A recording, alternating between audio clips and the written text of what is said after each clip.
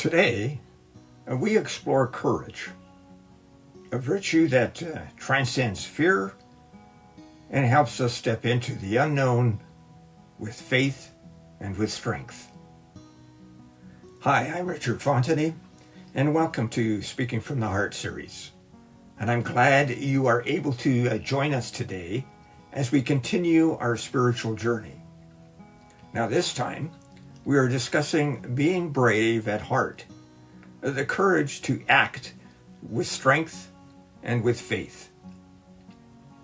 Now, courage isn't just for superheroes or dramatic moments. It's something that we can all cultivate in our daily lives.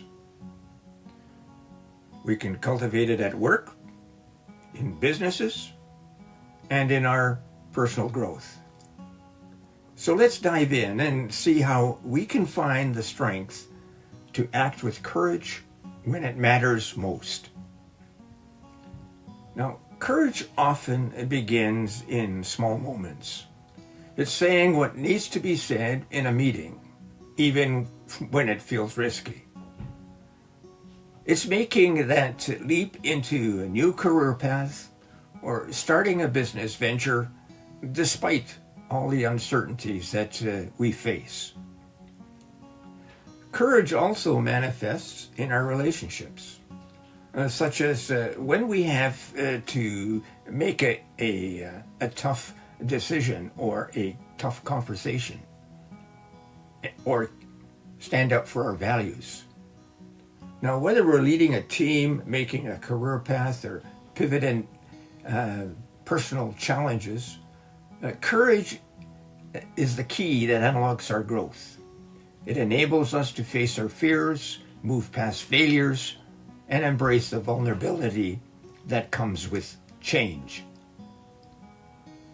Now, one of the most inspiring examples of courage can be found in the Gospel of Matthew, chapter 14. Now, this is the story of Jesus walking on water. And when the disciples see him, they're terrified, thinking he's a ghost. But Jesus reassures them by saying, "Take courage, it is I, don't be afraid." And Peter, with trembling faith, steps out of the boat and begins to walk towards Jesus on the water. But as soon as he notices the wind and the waves, he begins and becomes fearful and begins to sink. And Jesus immediately reaches out his hand and saves him, saying, "You of little faith, why did you doubt?" Now, this story reminds us that courage isn't the absence of fear, but the willingness to take a step into the deep despite what may come. Now, even when Peter faltered, Jesus was there to support him. And just like when we act with courage, we may stumble, but we are never truly alone. Now let's take in a couple of examples of courage in our everyday lives. And the first one relates to a business leader that has to make a difficult and a bold decision. Imagine an owner of a small company who faces a challenging decision, whether to adopt a new technology that could revolutionize its operation, but requires significant investment. Now, the risk is high, and the stakes are even higher. A failure could mean losing his company. Now, instead of succumbing to fear, the leader gathers his team, seeks advice, and decides to take the leap.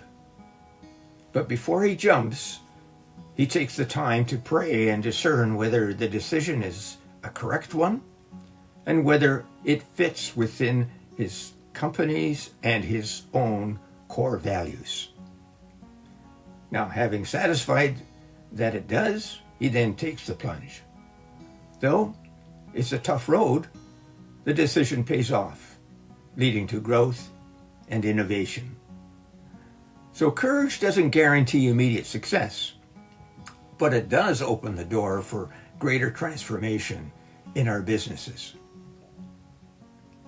The second example is about personal growth in our relationships.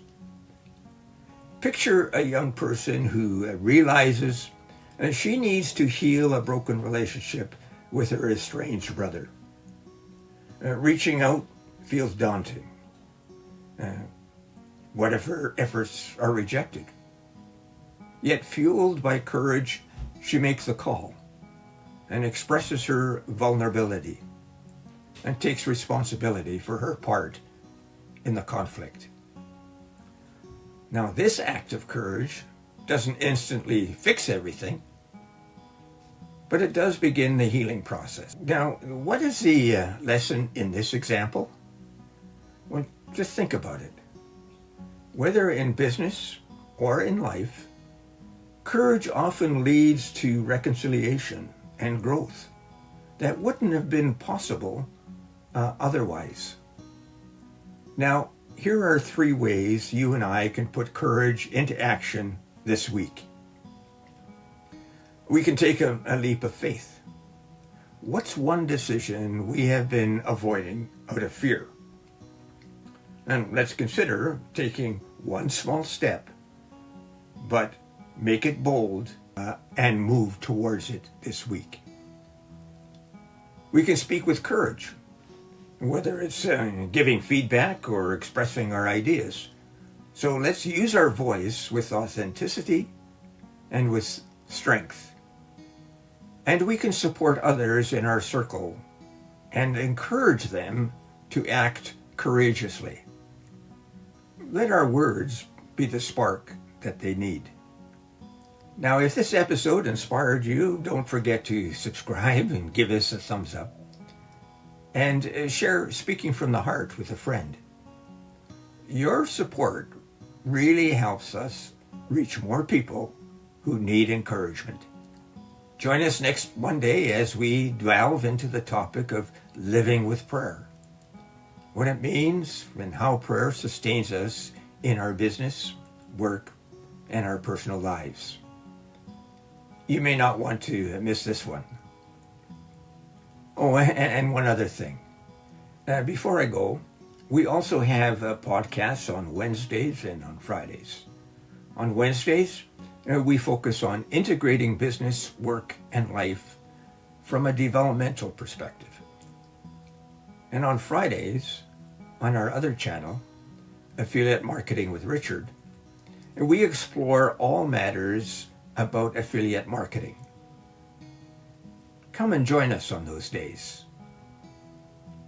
Now, thank you for listening to Speaking from the Heart. Until next time, I'm Richard Fontenay signing off. And don't forget to stay brave, stay bold, and speak from the heart. Bye now.